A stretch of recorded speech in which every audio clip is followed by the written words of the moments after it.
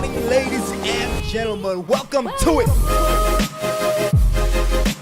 Good morning to the folks. What up to the youngins and bless up to the world. And then Tay just put your info on blast like that. It's what the people want to know, bro. My bad. Nah, bro.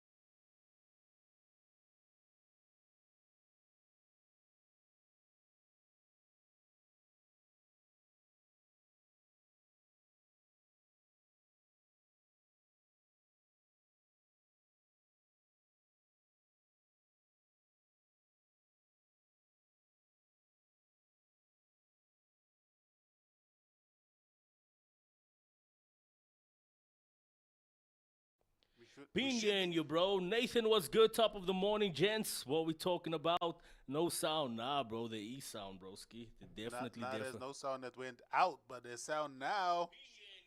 Oh, so we gotta run it up. Drop in the comments if you can hear us. Now, ladies and gentlemen, welcome to it. It is the Morning Shake with me, your host, Xavier, and of course, my co-host, Mr. J. Paris, Mr. Clayton, Gumede. What's happening, gentlemen? What's good? Good morning to the folks. What's up to the youngest? Bless up to the world. It's your boy, J. Paris. We coming to you live on this beautiful Monday morning from Johannesburg, South Africa. It's the Morning Shake, powered by the Inside Show, one of the best pods in the world, and I'm looking forward to this beautiful Monday morning show. Let's go. What's up, Clayton? Are you From there? the third world, you know. We coming live from the third world, you know. Good morning, fam. What's up? What's good? What's Gucci? Let's get into it. It's a new week. Let's go. Alright, so let's start it off, kick it off straight from the bat, bro. Last night I was trying to watch AFCON, fell asleep halfway through. Did you watch? Bro, you fell asleep in the most exciting, exhilarating bruh. moments, bro.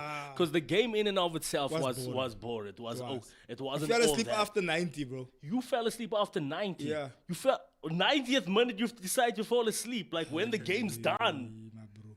Bro, you fell It's asleep. just boring, bro. I was Nah, like, I won't "Ah, lie. this It is wasn't. boring. It wasn't all that. But 90, I think 93rd minute. First and foremost, let's paint the picture. Well done to Senegal for winning the AFCON. nice one. I'm a huge fan of Sadio Mane. Obviously, he played for Liverpool, so I'm beyond excited and just Sadio happy. Mane, Facts, bro. Mane. Yeah, bro. I'm happy for Mane. He won the AFCON.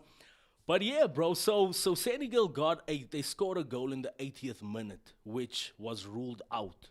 I disagree with the fact that it was ruled out because Hakimi was actually looking at the player and not the ball. So how do you rule a goal out like that? That was just extremely soft.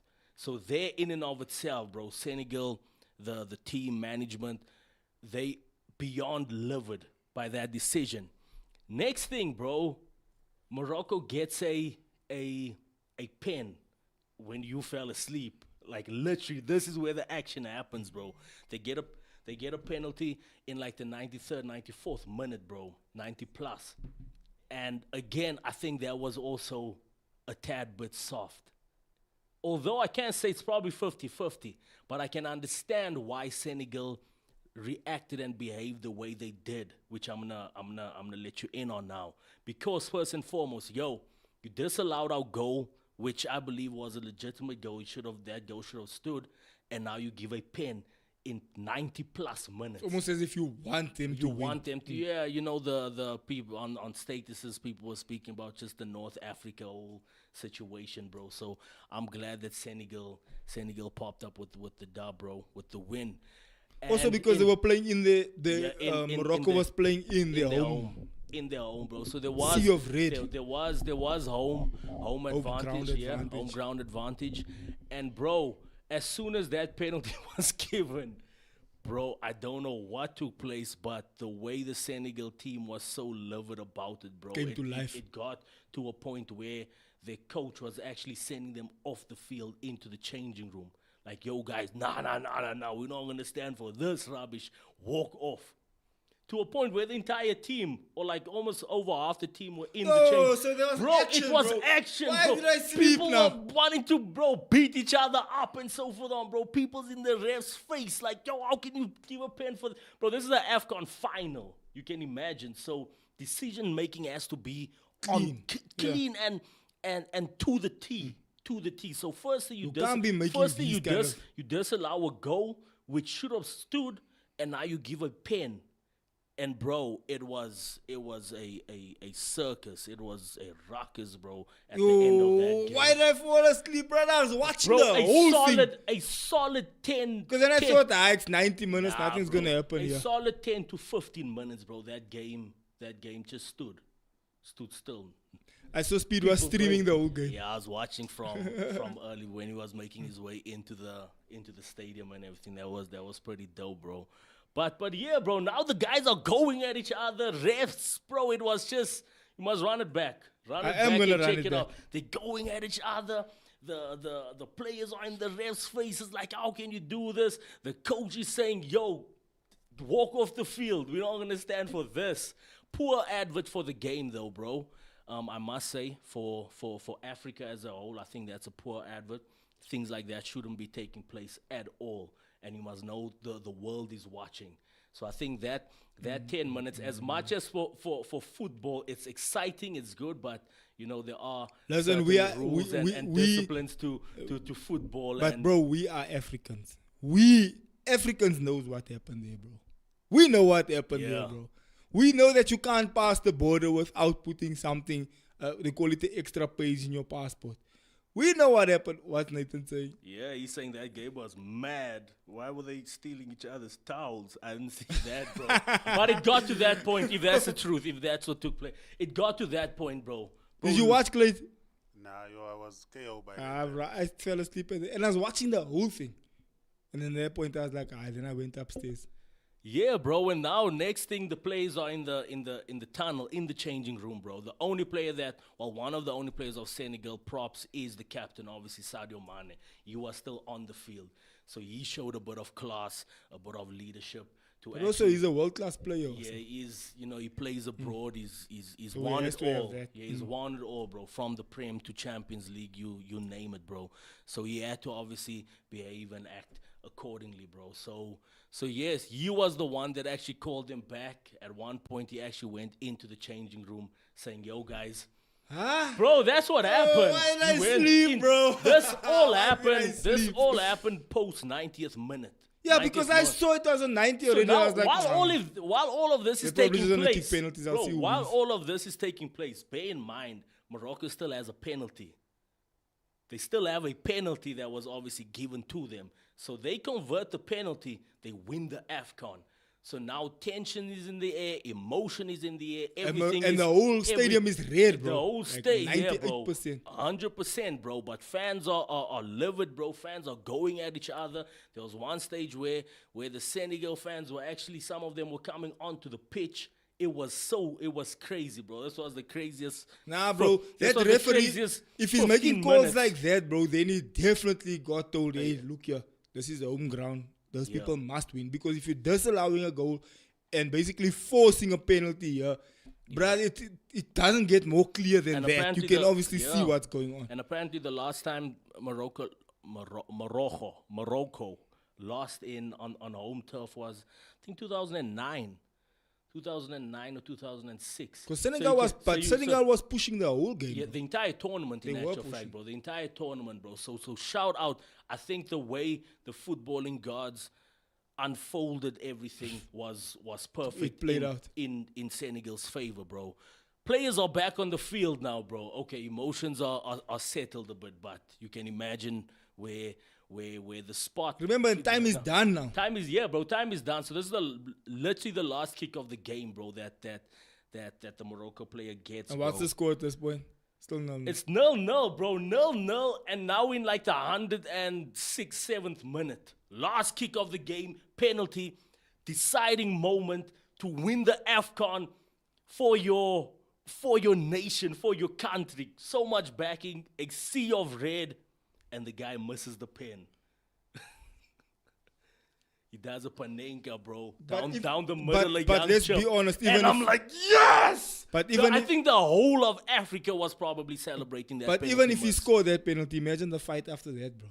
It would have been worse than the Nah, outcome it would now. have been bad, Yeah, it bro. would have been way worse. Because they would have felt like that was an unfair Yeah. penalty out of those people. That would have been a steal, bro.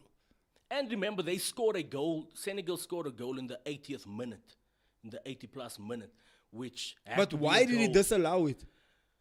He was saying that the one player that Was when they were, offside. no. So the ball came in from a corner, and the guy that headed the ball towards the goal, which hit the crossbar, out towards the player, and then the player headed it in.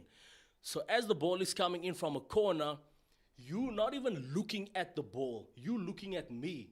So now I push you out of the way because it's like, bruh, why are you looking at me and coming from me? If you're actually defending a corner, you should be looking at the ball. So now you coming at me, I push you out the way, I head the ball towards the goal. It hits the crossbar, comes back out, and then the one guy heads the ball in. They say that that's a foul because I pushed you out of the way. But for me, logically, it's like, yo, this guy's not even defending the corner. He's defending me, which is obviously wrong. If you want to defend the corner, you're supposed to be looking at the ball coming in. But now you're pushing me. And the push was soft. Was extremely soft.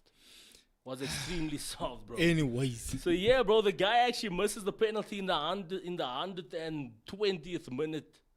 And you can imagine, like I mentioned, how the entire Africa was probably celebrating that, bro. And then within extra time, that's when Senegal scored their goal. It was a rocket, good goal. And yeah, bro, Senegal, AFCON champions. Well done. Congratulations. Well deserved. Well up. Well deserved, yeah. Well deserved on paper, on merit, everything, bro. I think that was the best way to actually, for things to how it unfolded. That was the best way. And apparently, that's how we start the year. Apparently, Gaten's putting a bid now for 2028 for it to be here.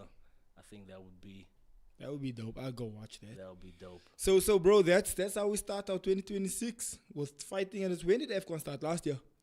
AFCON now in Jan. Oh, it started in Jan. No, so actually, is it late December? it started last year, no? Yeah, late December this time around. Yeah, it started last year. Hot So- year, bro. Where's the AFCON, bro? So it started last year. But that brings us to the point, bro, that this year we got some... Last week we said we're going to do some stuff. We decided to see how we're going to play out our goals. Did you achieve your... for everyone watching, did you achieve your goals from last year before you even start new goals? Quick one, bro. Drewski. Can't not talk about that, bro. Oh, is it? Oh, thank you, bro. Appreciate it. We'll just let it. Summer. Yeah, But don't and leave then it like that. Nah, It gets yeah, cold. yeah. Thoughts on Drewski, Clayton? Yeah, I think Clayton needs to jump in on this one. Explain what did Drewski do? Ah. Like Nate. What did Drewski do? Did he expose some people? Nah, Drewski was obviously mocking those African American pastors. He was basically mocking the whole thing. But a lot the of moment is the meme king. but a lot of people came out and said, nah, but this is what the pastors are doing. So they're making a mockery of God themselves. Personally, I wasn't mad at Drewski. Personally, I do feel some type of way about pastors that do that because I'm a pastor as well. And I don't pull those stunts and do those weird things. I don't rub people off. And he was basically making fun of the fact that these are the things that pastors are out here doing. This is what pastors are busy doing. They're cheating people. They're robbing people. At the end, he drives home with a Rolls Royce and then he tells that guy, hey, don't touch my car because you didn't pay offerings. Yeah, I think the guy wanted prayer for his wife or... I don't know I'm what. under But correction, then I he think hits his it's hand like away a and he full says, skin. don't touch my car. you You asked him, didn't like, give yo, offerings. like I can do that, but did you give So there are churches that operate that way, and there are people who do that. So to me, those churches are making a mockery of the gospel. It's the same thing like here in South Africa with the doom and eating grass and stuff like that. So if someone had to come out and do like a meme about that, it's like, bruh, but these gents are doing this and it's wrong. They're not supposed to be doing these things. So to me, the way people are saying is disrespecting God, is not disrespecting God to me personally. For me, it's disrespecting the pastors that do these kind of things. And it's basically highlighting the fact that these are the things these gents are doing and and they're leeching off the people. They're taking advantage of vulnerable people, and which is wrong. But obviously, it's negative to the church in general because it makes us all look like this is the kind of things we're doing. Yeah, and obviously And the that's not platform the that he case. has, It's a big platform. platform. So it makes it look like, yeah, you see all the churches do that, but that's not the case. So that to me is what irritated me. It was like, my bro, everyone doesn't do this. There are churches that are out there, including ours, that are there for the people, that actually helping people, that are actually doing things for the people. So it's not even a situation of everyone does this, but there definitely are gents that do that. I don't know, what was your initial, because initially I was like, this gent is being untidy. But then when I thought about it, I was like, eish, but there are gents that are doing this. Yeah, bro, from the onset watching that, I didn't feel touched personally. I think it was also just a bit of banter at the end of the day, and I think we are living in a world that's full of banter, especially with the advent of social media and AI and so forth on, bro, and memes, and also, bro, it's a bit of banter. But I was having a chat about it yesterday with Chad, bro, and we came to the conclusion that if you out there watching that thing and you feel touched about it, then I think to a certain degree you're probably feeling a bit guilty. So it's probably. But that's why I'm telling you, I don't feel touched. Then it's probably you probably thinking to yourself, "Ish." But that's maybe why I am doing. But this. that's why I don't feel touched, because we don't move that way. So the gents probably that are feeling touched are moving that way, and I don't feel touched because I don't move that way. So I've got nothing to hide. But it's a bad reflection on church in general. It basically makes a mockery of what church has become in general, and so that's where your challenge lies. Yeah, I think there was also, and I'm not sure how true this is again, but AI can just manipulate certain things. But someone actually posted a picture of Mike Todd, and he was actually dripped out, or he was actually wearing clothes that Mike Todd was wearing in one specific service. And again, even for someone like a Mike Todd, bro, the conversation that I was having yesterday with Chad and myself, we were saying that at the end of the day, your fruits speak. Your fruits speak. So even with someone like a Mike Todd, which I do know is controversial, a lot of people have this to say and that to say, a love-hate relationship with him, bro. But if you see that guy's fruits and what his church actually produces week in, week out, how much he actually gives to the less fortunate, how much he actually invests in businesses. If you go to his conferences, he has a section towards the end of the conference where he literally gives out over $100 million just to businesses. That's just one portion. So a lot of people miss these things. No, but and it's not that they miss it. They purposely avoid to mention it because it doesn't fit the narrative. The narrative is churches are stealing money, churches are doing this and that. So when you find someone like that is doing that kind of thing and helping the community and doing that, they purposely choose not to want to see that. And they only want to see the parts where they feel like, yeah, you see. Selective criticism. So what? But if we have to draw up like a table and say, but actually we've done this, then it will silence them. But they don't want to see that. But also remember this one thing: even if you have a list of all the good that you do, because they'll find a fault. Now, why are you posting on social media? Isn't it the one hand must wash the other hand? No, the one hand mustn't know what the other hand is doing. And there's no satisfying people. You do good, they judge you. You do bad, you judge you. You do nothing, they do nothing also. But that's Clayton and I actually had a long convo the other night about this, bro. We were speaking about the negativity and how people always look for something to say. And I feel like this is a conversation we've had, the three of us, before. It's like, and when I was doing Factory, it was very popular, it was doing well, it was having a lot of social media impact, all that kind of thing, right? And one of the things that I don't miss about being in a space where things are moving is the unnecessary criticism that it comes with. right? And people will say things that they don't know what they're talking about, but they feel like they also want to say something. That's the best part of it, though. Jay likes it. Jay doesn't mind it. I don't like it. It's irritating because I know the truth. I know No, what's because really the- going because on. the- I'm like, because the bro, truth is, what are know, you talking we about? We look at these people, even now at the minute, bro, there's been a bunch coming in now.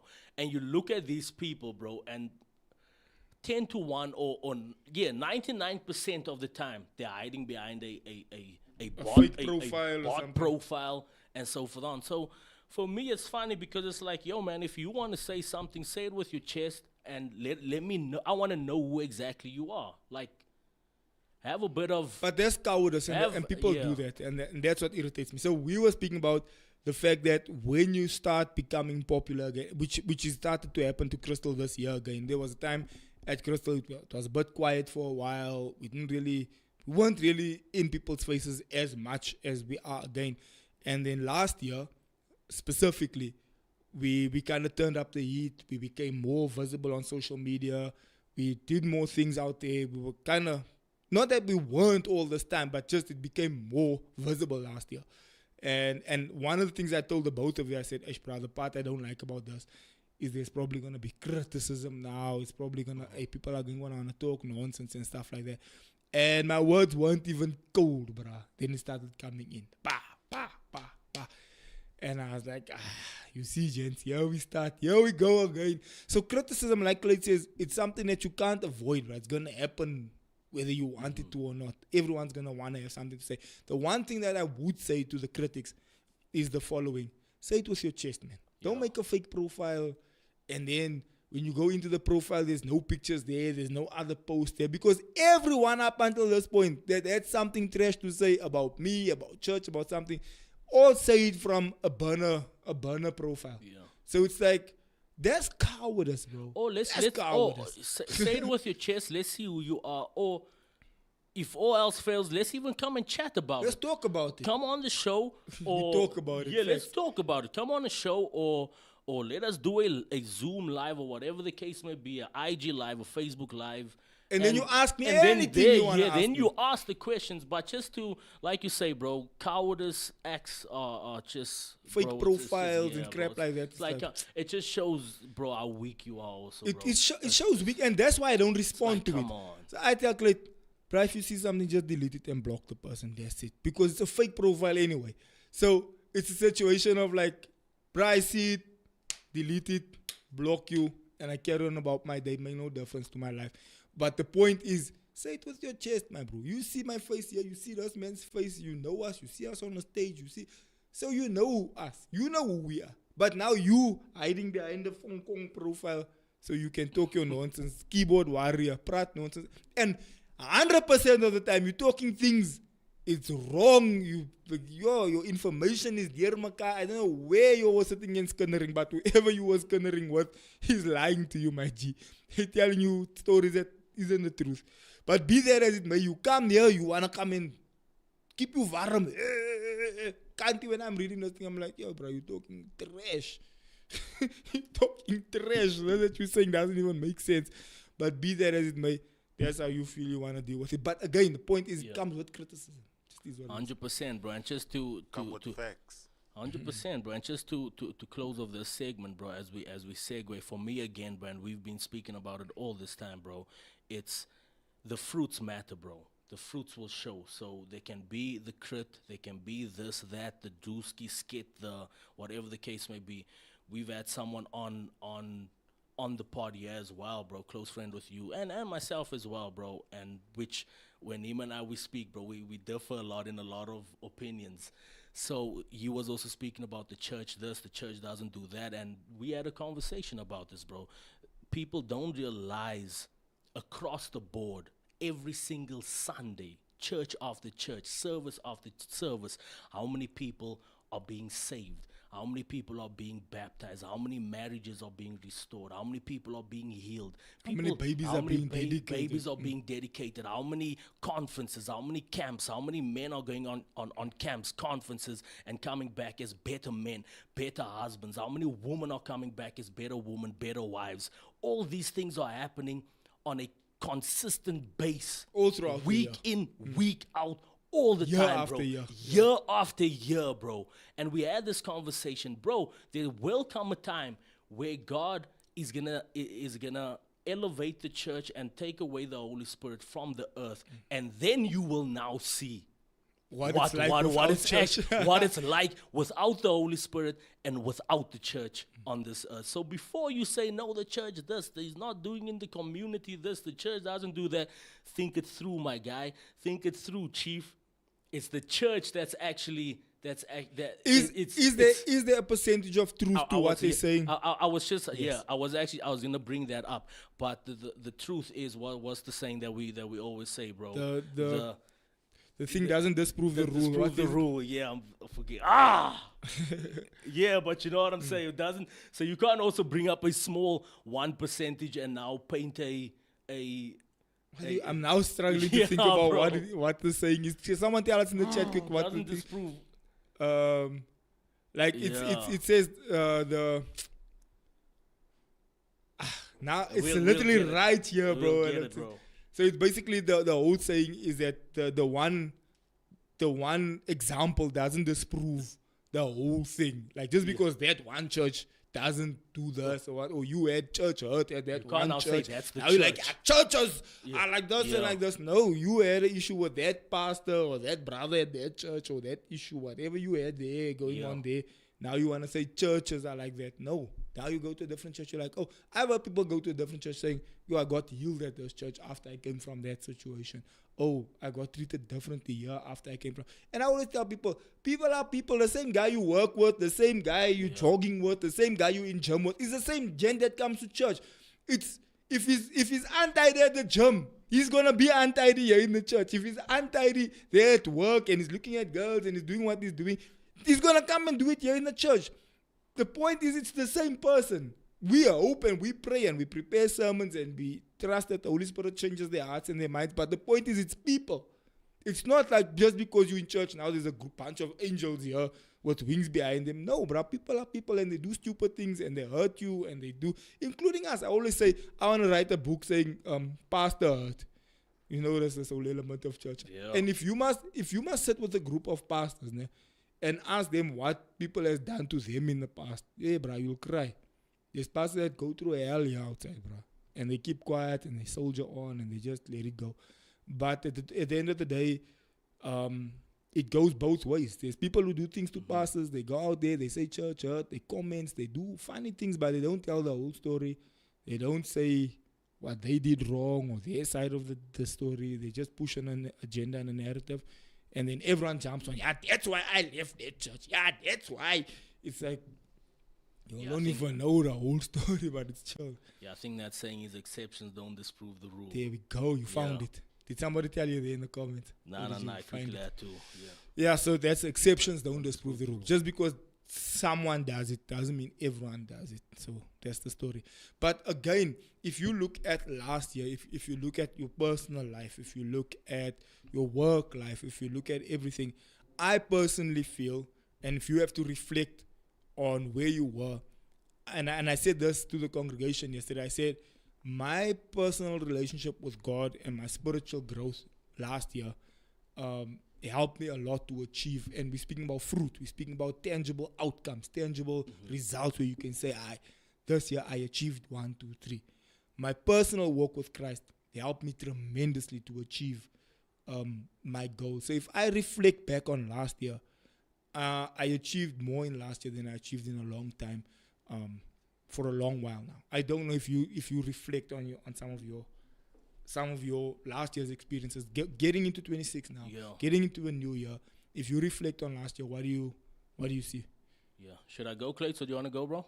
Now you can go, bro. Yeah, I think one thing that's imperative and just vitally important is being rooted within a community or a church space and so forth on. Because when it comes to being rooted within a church, there's obviously themes of the year, then which is broken down into monthly themes as well for that specific month. And the nice thing the beyond blessed thing, I must say, about being part of a church is that you can latch your personal goals onto what the theme for that year is, because God obviously speaks to the anointed man or the anointed woman of the church, and that's where he gets clarity and direction from God, and that's from Bible times. That's not a 21st century thing. And if you cling on to that, you will see exactly how your personal goals and growth, Like actually last year, every works within month, that. So last Love year, with Purpose does. last year the theme was, and even if I tell this to a lot of people on Sunday mornings, just bumping into people and having conversations, even if you did not tangibly achieve rather things last year, that wasn't necessarily the theme for the year. If you're actually tracking what's being said from the pulpit, from the podium, from the mouth of God himself, you'll understand certain things and how God is unfolding those things. So last year was solely based on live with purpose. And live with purpose is also something where it's like, if you weren't living in your purpose, you didn't know what your purpose was, the year was all about that. Taking out that old thing that God entrusted you with and dusting it off. That's what the year was all about. Maybe you were in your purpose, but now it was like, yo, I need to actually move to a different echelon or up the level from that. So that was last year. If you weren't seeing fruits last year, it's okay. Chill. Be patient. That was the seeds within the ground. So personally as well, I latched onto that. There's certain adjustments I had to make as well within my purpose and so forth on. And this year we're saying watch God move / bear fruit. That's what we're saying for this year. So now if you were, which I pray that last year you actually planted those seeds, because if you did, watch how this year the harvest will definitely take place. So that was one thing for me personally, and shout out to you, bro, for obviously latching onto the word of God and what God is basically saying for his people, bro. So I had to latch onto that, and now this is that year where we start watching God move in specific ways. Facts. Click thoughts on reflecting from last year and how it helps you move forward. For me, I would just say, like, because we started off with, like, bearing fruit. For me, the most important part is the soil that the fruit goes into, the seed goes into, rather. I think last year was a year of setting foundation, like with all of the major changes that happened and everything that just shifted. You had to find ground. You had to find a place where you're like, okay, now this is how I'm going to stand, and this is what I'm going to stand on. So if it was purpose, it was finding your purpose. Like, okay, finding what it is that I'm going forward doing and how I'm going to go about doing that. But that also starts with the foundation. Like, okay, now I stand on this, I build on this. So like I built from here. So like the start of this year, all I could think about was, is the soil ready? Is the soil good? Is it good soil? Because that's where you build from. You put your seed in there, you water it, you spend time pruning, you spend time gardening and weeding. So all of those things have to be pulled out. For me, it was reflecting on it, was looking back and saying, okay, now the soil is now clean, and like everything that needs to be in it is in it, and everything that needed to be removed is removed. So from here, we know that there's only fruit coming forth. Like the year's long. We have 11 months after this month still to go. So it's just the process of continually watering that seed, making sure it's in the, like, protected, making sure that the garden or the place where that seed is well looked well after. maintained. Yeah. Like the first sermon, like I'll always reflect on this now for this year. The first sermon of the year was the vine and the branches. Where your thing is planted is cool, but you must know that you must also maintain. There's a gardener that needs to come in and make sure that where that seed is, that garden is good, so that the fruit does Maintained. come forth and be like, all of us want juicy fruit. We all want don't good wanna fruit, eat a but are bitter we all apple. in it to get maintained Yeah. and pruned and stuff? Because that's the tough part. And that's the thing, because it's a process. Seed is in the ground, and now you need patience. Now you need diligence, you need discipline, you need to water that seed. I know our You other need to- lady, her name is Patience. you need like all of those things. And discipline. So the reason why I'm reflecting on this is because there's a process to all of this, from start to end. The day where you go out and you harvest your crop, you have to look back and say, yo, this wasn't an easy journey. My apples, I had to make sure that the rotten ones are off the soil, that this things and that thing, that this is done, like that I'm looking after it, I'm nurturing it. Like when it's just a small shoot out of the ground, make sure that nothing is, like no one steps on it. So like there's a lot that goes into it. Nah, It's a whole 100%. process. So which brings me to the point of having clear direction instead of just kind of having vague ideas, which I've learned in my leadership journey now, that clarity and consistency is key. You have to be clear about what you're trying to achieve. Be clear about your timelines. Be clear about your goal. In fact, I'm at a stage now in my life where I put in my diary the exact time that I'm supposed to go. If we're having a conversation, I don't leave a conversation without putting it in both of our diaries. We say, okay, and it's a simple thing. You go on your phone, you sit there by your thing, you set your time, that's it, that's your story. So I had a conversation with somebody on Saturday, and he said, hey, Zakes, we must connect, we must meet up, blah, blah, blah. I said, when do you want to meet up? He said, no, I don't know. But hey, we'll see how it goes. And I said, no. Never gonna Can we happen. meet next week? He says, okay, let me check. Which day do you have open next week? Which day do I have open next week? No, we have this day open. Okay. Check. What time do you have open? What time do I have? Now, I got this in the morning. I got that time. I have 12:30 open. Can we do 12:30? Let me check on my side. Yeah, we can do 12:30. Okay, where do you want to meet 12:30? Now we're going to meet at Wumpy, 12:30. Okay, so we're meeting at Wumpy at 12:30. Monday. Okay, yeah, sharp. Put it in your diary. I put it in my diary. 12:30, I'll be waiting for you by the Wumpy, and I'll find you there. Nah, sharp. Now it's locked in. Yeah. So what does that mean? That means clarity. It's not vague. How many times have you been in a conversation, bruh, where it's vague? It's like, oh, bruh, we must catch up. Yeah, sure. A year passes, you didn't see the person. Oh, yeah, sure, bruh, we must go do this. Yeah, sure. A year passes. No, at the end of this year, I'm going to buy me a house. I'm going to buy me a car. I'm going to have this. Did you see that joke, bruh, about the gent that says, save 10,000 rand. And then he scratches off the 1,000 at the back. Then he says, save 10 rand. Yeah. Then he says, buy me a car. And you see them, right? He says, buy me a car. Then he says, pet. Carpet. Yeah. And it's like all these goals and grandeur ideas that you had to achieve this thing was just like this beautiful dream. But in reality, what are the deadlines? What are the timelines? What is the date? That by this date, I need to do this. Okay, if by this date, I need to do this, then what needs to happen by this date? Alright, we're putting up new banners. Alright, when is the banners coming up? No, the banners needs to be up before revival night. Alright, if the banners needs to be up before revival night, that means how long does it take to print the banners? No, it takes 2 weeks to print the banners. Alright, if it takes 2 weeks to print the banners, that means we must give it in now. If we must give it in now, that means we must design it now. Click design us banners. Okay. Okay, where must we send it? Now send it to this email address. Which email address? Okay. Which email address? Send it. No, send it in this format. Okay, that's the wrong format. This is the sizes. Okay, send it in that format in these sizes. Okay, what must happen now? Who's going to fetch it? Where are we going to fetch it? Where is this place? Who must collect the things? How must it? There has to be tangible, actual moves.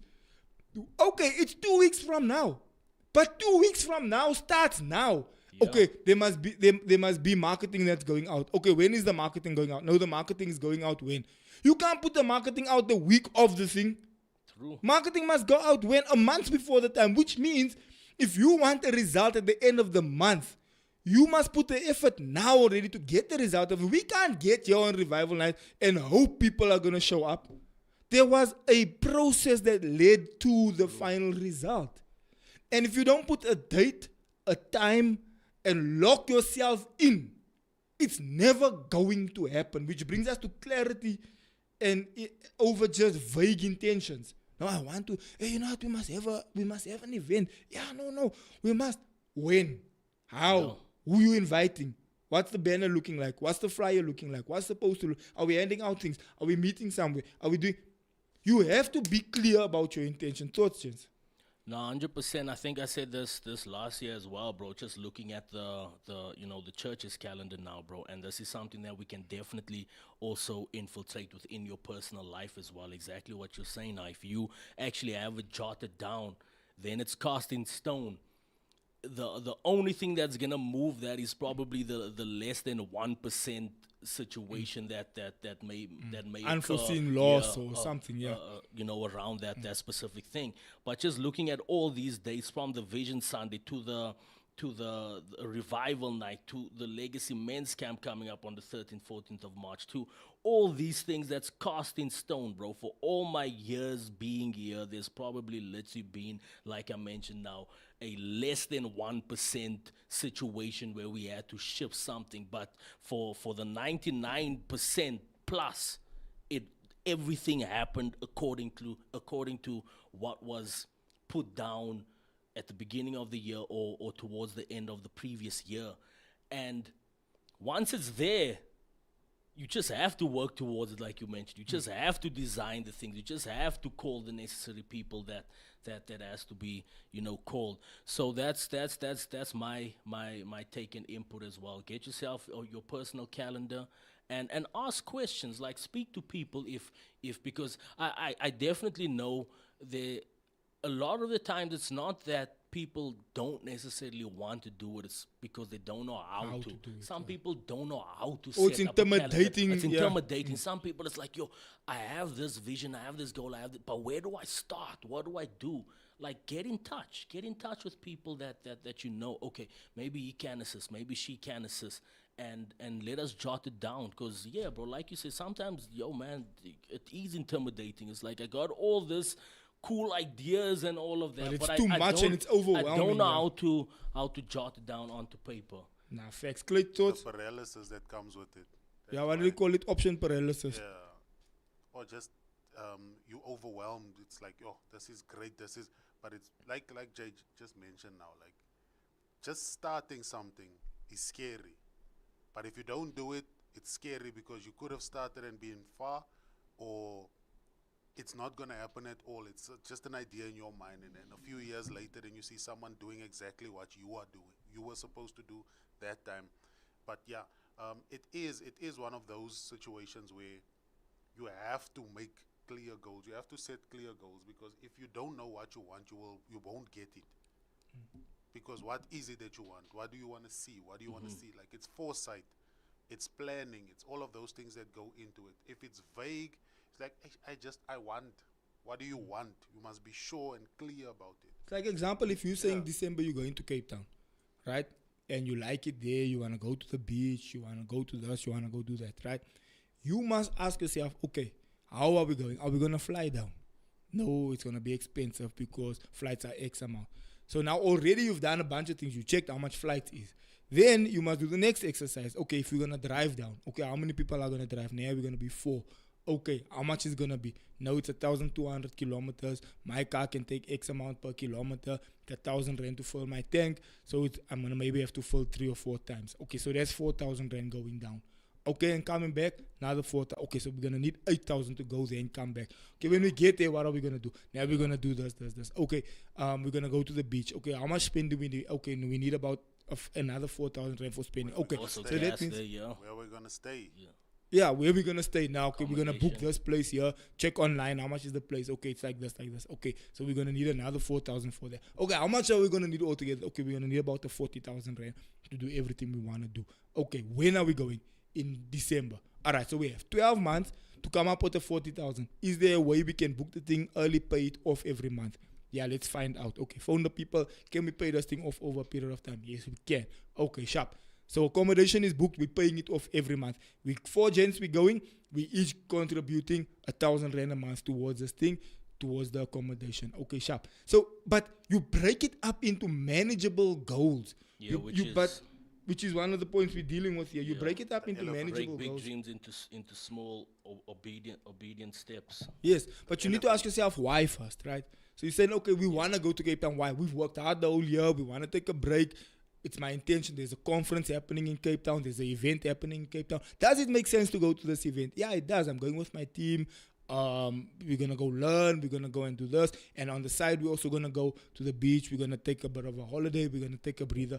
What's the why? Are we going for an event? Are we going to go relax? Are we going for a holiday? What's the purpose? Where are we going? Why are we going? Right? And so those are the questions we ask ourselves. Then we break it up into smaller goals. So in December, what do you want to have? If you want to say, okay, I want to have R1 million by December. Fine, good, nice idea. How are we going to get to R1 million by December? Is it wishful thinking? Are you breaking it into manageable goals? If you have R1 million by December, that puts you on a, just a little bit less than 100,000 rand a month. 1.2 million if you're going 100. Okay. Does it make sense? Are you going to make 100,000 rand a month? Yeah, I am. Yeah, I believe in myself. That's great that you believe in yourself. I'm very excited about your passion and your zeal. But how? How? Now it gets you into a deeper thought. Okay, I have to actually, maybe it's a bit unrealistic. Yeah. Let me try and hit 10,000 a month. How? Now I'm going to sell this. I'm going to start a business. I'm going to do this and this and this and this. Right, so... Yeah, but even with that, you first have to have certain steps in place. Your networking needs to, at some stage, before you start thinking about wanting to accumulate R1 million. What's your networking looking like? What's your clientele looking like if you have started a business already? But not to say that you can't start a business now and by the end of the year it pulls in a lot of numbers. Depends in what that type regard. of business, But what you know about but the then business. again, what type of business, and do you already have your networking in place? Do you have clientele already in place that you know now? I already have like 5 top clients on board that if I sell this product, it's already a given. So those things have to obviously be which brings us to accountability not being an option. There needs to be an element of accountability. And I feel like deadlines, timelines gives you accountability. People in your space keeps you accountable. So there needs to be this sense of accountability. One of the reasons Factory was always successful and why we're successful now is that what was always the deal that we make when we in our board meetings? Chance, let's put a date to this. Remember, Clayton, that was always our meetings. Who's responsible for this? Let's put a date to this. Who's going to do that? Nah, I'll do that. Okay, who's going to do this? I'll do this. Who's going to run that team? I'll run that team. Okay, who's going to make sure this is done? I'll do that. And now there's that accountability around the table. When we have a post-meeting after that, and this wasn't done, that wasn't done, that wasn't done, now it's a matter of, in our meeting when we were getting ready for this, you said you were going to do this. What happened? There wasn't budget for it. I did book that thing. Those people flopped me. We did order the trailer with the chopper dub. They didn't get back to me. Now we listen to your excuses and your stories now.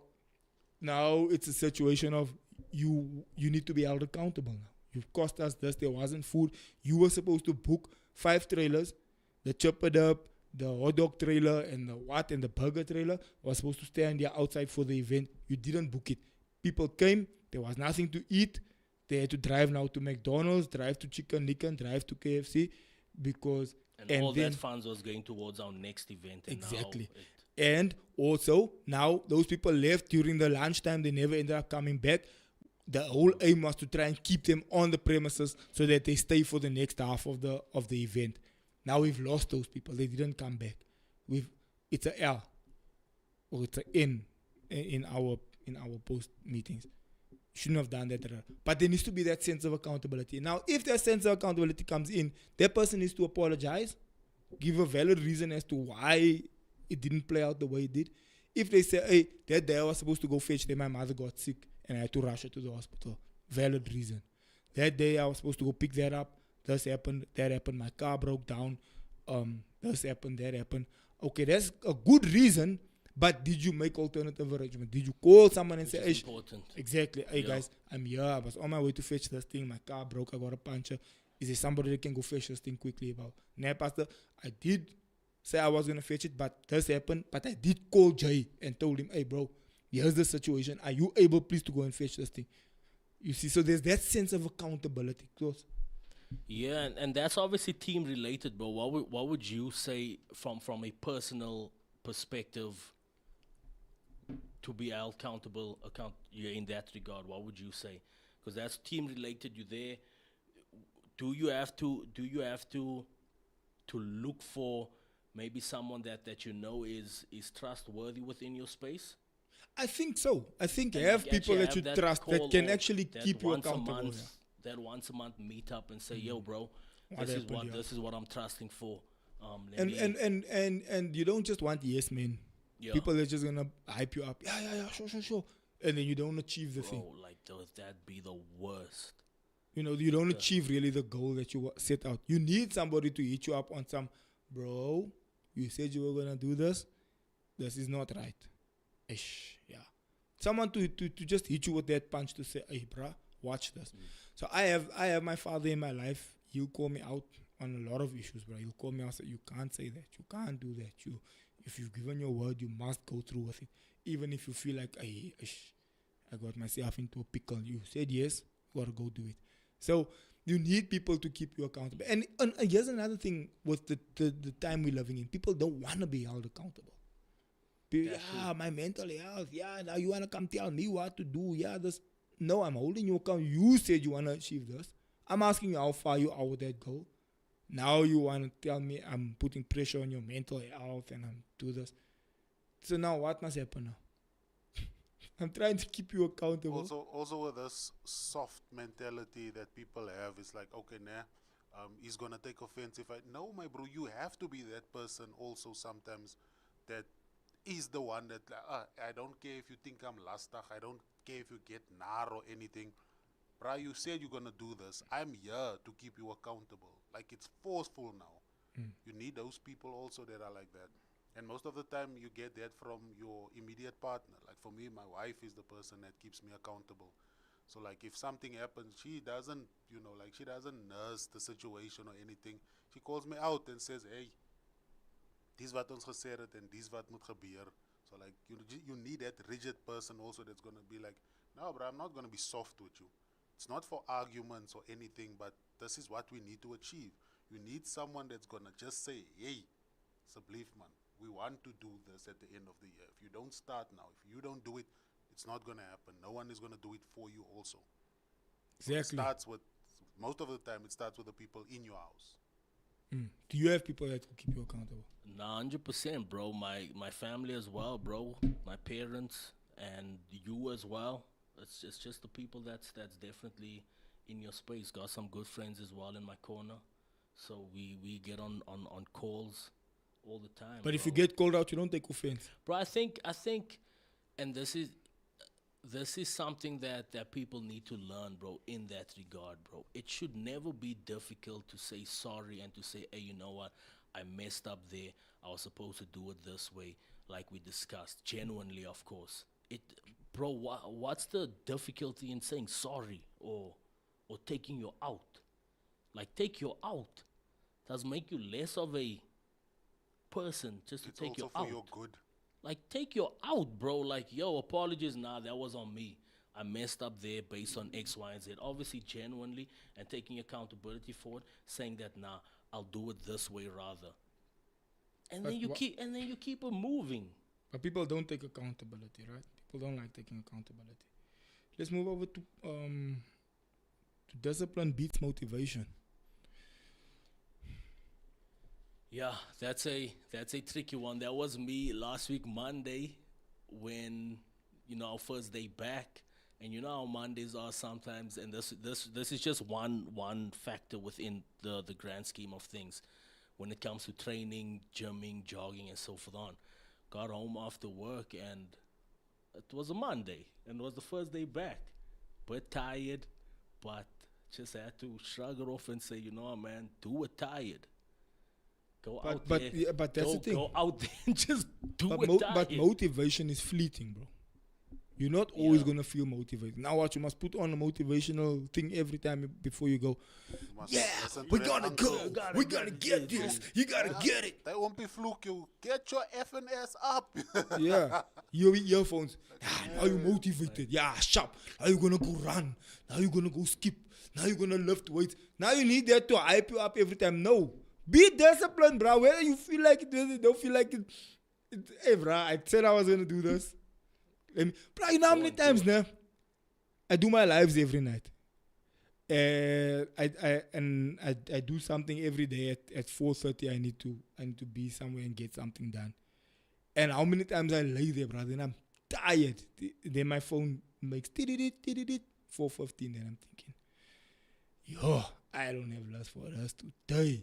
But then I'm like, Zakes, if you put us off today, you're gonna put it off tomorrow. A week will become a month will become a year. And next thing you know, you're gonna get to December thinking to yourself, I should have just got up and get this thing done. Then when I start thinking that, it's like the 5-second rule that Mel Robbins. It's like, let's go. Just get it done. Let's get it done. Game face. Get there, get it done. No motivation, nothing, bro. It's like, if you think about the ripple effects of not getting it done, it leads to the next, to the next, to the next. Same thing with my children. Zakes, your kids want your attention. You're tired. You don't feel like going now. You don't feel like standing outside with them. You don't. Okay, Zakes, you don't feel like doing it now. Are you going to feel like doing it tomorrow? Probably not. Are you going to feel like doing it next week? Probably not. Now my daughter's 10 years old. Next thing, my daughter is 13 years old. Next thing, there's a guy coming to visit their house. Next thing, it's like you didn't put in the time, the effort. You didn't spend time with this kid. Now, this random gent with his stink butt comes from wherever, gives your child attention now. Now you want to come in, hey, who's this guy? It's like, hello. When I said come and ride bicycles with me outside, you were busy. You were tired. When I said come with me to this and that, you were tired. When it was time to go to the school meeting, you were tired. When it was time to sort this thing out, you were tired. Now this random stink bums guy is coming here, is giving me attention. Now you want to wake up and say, who's this? Oh, what does he want here at my house and this? Nah, bro, you didn't deposit in the menial moments where it seemed like, I'll do it tomorrow, I'll do it next but it week. was vitally important. Now that's the thing. Are you depositing when nobody's watching, when nobody sees the results? You see the result of someone that achieved this thing. I look at Aisho's speed. I've been following his whole Africa journey. You see now when he's hitting 50 million subs. But when he was going live every day, with that 500 people or that 1,000 people that just came on his stream and he stayed committed, he stayed pushing. When he said he was going live at this time, he went live at that time. When he said he wasn't do this, he did it. Like now, bro, I go live every night at 8 o'clock. If I can't handle my 30 people that come on my live every night at 8 o'clock, how must God trust me with 30,000 people? How must he trust me with more people? You then can't even follow through on those 10 people that is coming. Because those 10 people are waiting for you to go live. They were like, okay, he says he's going to go live. It's all to do with the principle. It's the principle. And it's the discipline in doing it even though you don't feel like doing it. It's not about I feel like or I don't feel like. It's about are you disciplined to achieve? Clayton?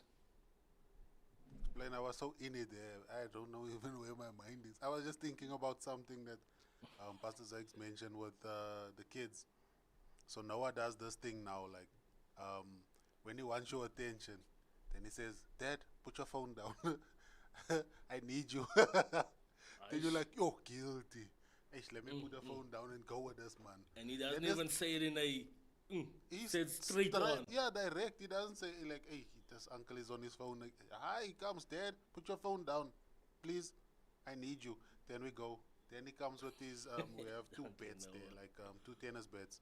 Then we have to play. Then I have to play with him. Danke, I need you. I need you to go play tennis. Yeah, he's not going to play with a wall. He's going to play with, like he wants me there. Then I have to go, my bro. I put down everything that I have there. Then I go with him. Then I play with him. But if you don't do that, Clayton. So you tired, you like, it's been a long day, Jum defeated you, and you're just not in a good space. You still have to do it. Because that light is going to remember all the times that you didn't do it. Exactly. Didn't play with him. Exactly. And that's the same thing about your goals. They look back at you and like, oh, we still here. We still want to be done, but you never did us. And time is wasting. Time is running out, so you have to. And it's also like the Mel Roberts rule, that 5 seconds, is the make and break, because you can say, ah, nah, let me snooze. Let me You just know what? I continue made a with it." mistake now It's that like, you're "Eish, mentioning that. Yesterday, both my daughters decided they're gonna ride on their bicycles, right? So my wife is driving behind with a car, and so my oldest daughter, she's like, if she starts it, she must finish it. It's like I have to get this done. I'm not leaving this thing half. Now they go up the steep hill, and both of them jump off the bikes and they're now pushing it because it's hard now to pedal up this hill. Now, the oldest one, like, no, it's fine, we're gonna ride until we get there.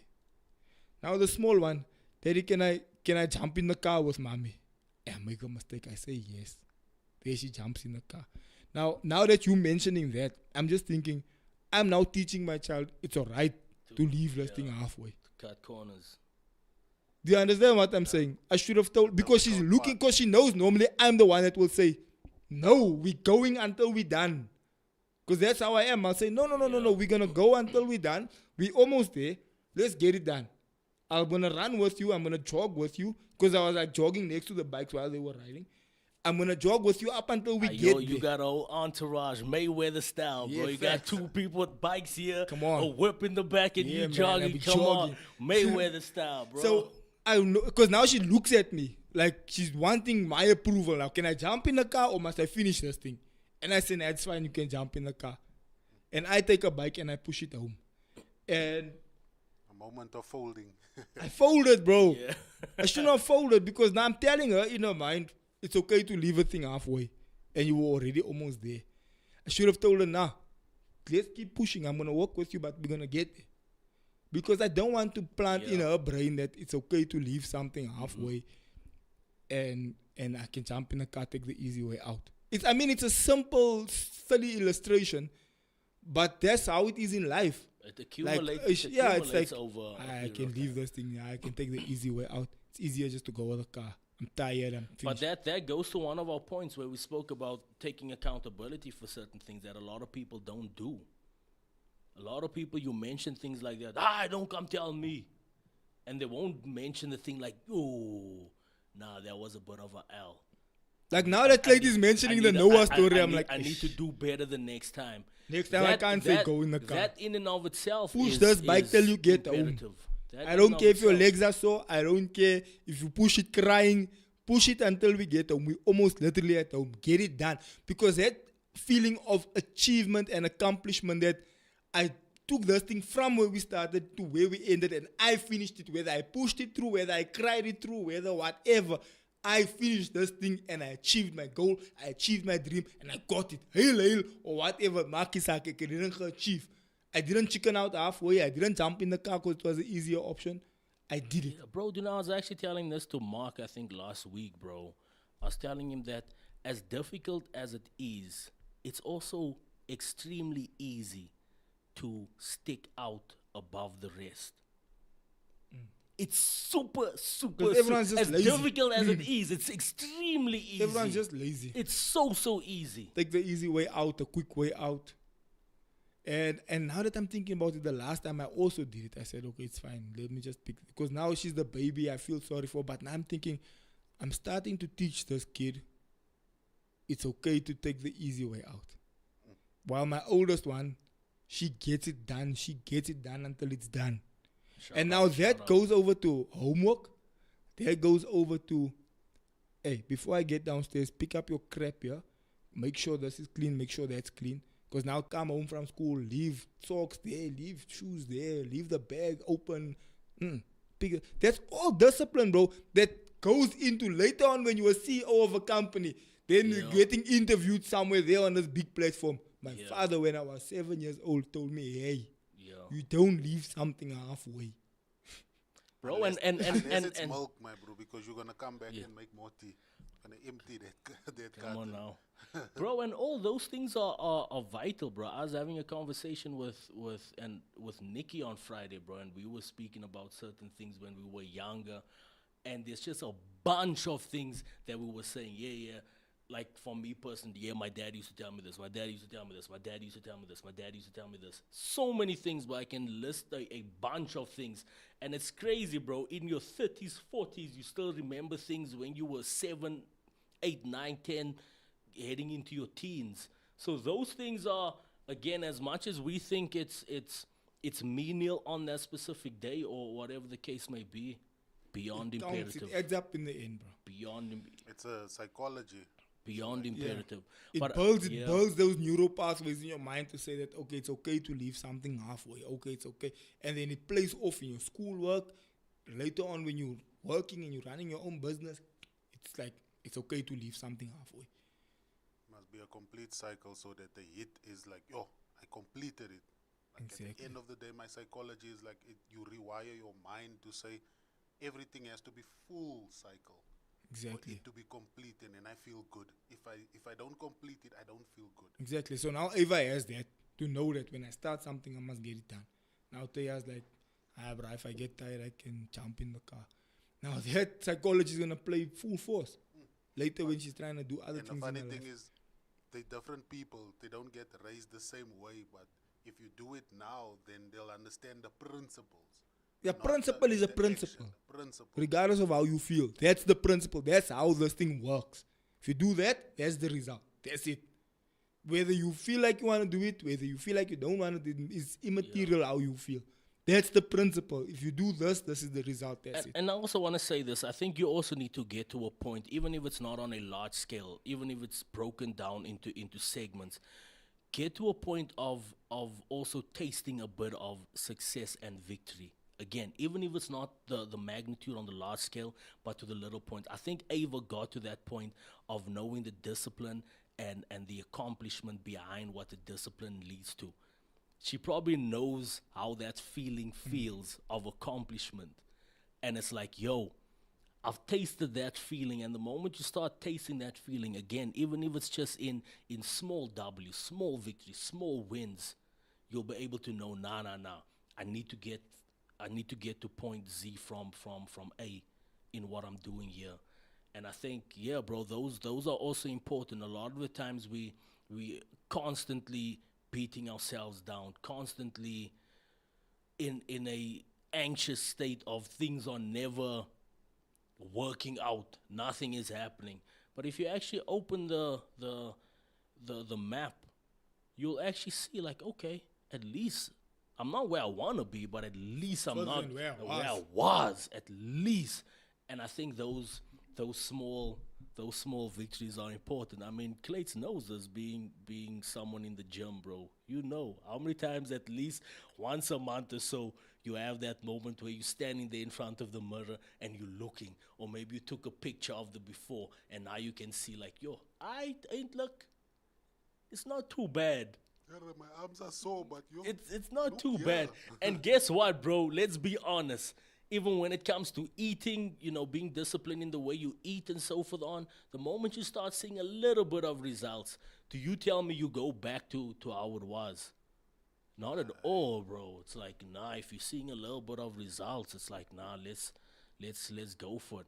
And that obviously that can filter over into everything else that you're doing as well. It's exactly like you said, the small achievements, like yo, they make you feel good, bro. Like because in like your day to day, you just complete tasks here, but you do it, like that. With in your mind, you don't realize that I just completed something. But like when something like that happens, where you are not the only one that sees the result, it does something to your brain. It's like I did it. This feels good. Like you rewiring your mind. It's a with personal achievement. Small things, and that's how it goes into the bigger things. 100%. After Guys, the disappointment and everything, you're just like, oh, True. look at me. since we've reached our time, we have a bunch of other points, but as we continue throughout the year, the whole point of the show is really to make sure that you think about the things that you do to help you step by step to say that, look, how are we going to achieve this final goal at the end of the day? How are we going to get to this final dream? So we'll have guests on the show as the year goes. It will all be geared towards achieving your dreams, achieving your goals. People that are doing well in their frame and in their spaces where they work and do things. So, guys, please continue to share, subscribe, participate in the conversation. We had still a couple of points more to go. It might have seemed like we were just chatting, but we're actually following a structure of points that we were touching upon. But yeah, fam, thank you so much for coming through. Jen's closing remarks? Clayton? Now let's have a good week. For me, it's always about having a good week. There's so many things happening out in the world, but like you have to be conscious in your decisions of having good weeks, a good day. You might wake up and then like it's not the week for you, but you make the decision. Like you take the mindset of like, okay, now today let's fight. Let's have a good one. Even though, whatever happened. I'll just still be a optimistic person and say, yeah, let's go, let's get it. Let's get it. Jay? Yeah, bro, as cliche as this might sound, bro, but I think this definitely is that year where you at least need to step up the echelon and the level that you're on to get to the next point. And don't be afraid to ask questions. Don't be afraid to ask for help as well. Again, a lot of people are sitting with so much things that they haven't achieved, and revisit those things as well, bro. Revisit those things. There's a lot of things that God has entrusted you with already, and you in this year, you jotting down new goals, new this, which is okay, but there's still those things that God has entrusted you with. Don't be afraid. Don't be afraid to start that book. It's been 5, 6, 7 years now that we've been hearing you saying, yo, I want to write a book. I want to write a book. I want to write a book. Start that book this year. And I'm speaking to someone. Start that book, that company and that business that you wanted to open in pre-COVID already, in 2018. It's 2026 now. And God laid that vision upon you in 2018 already. Start that now. Go for it. Let this be the year where you actually do it. Don't be afraid to ask questions. Don't be afraid to ask for help, for assistance if need be. But make it happen. Do it. Let's get it. Ladies and gentlemen, thank you for joining us. See you on the next one. Love you. Goodbye. Morning, ladies and gentlemen. Welcome to it. Good morning to the folks. What up to the youngins and bless up to the world. And then Jay just put your info on blast like that. It's what the people want to know, bro. My bad. Nah, bro.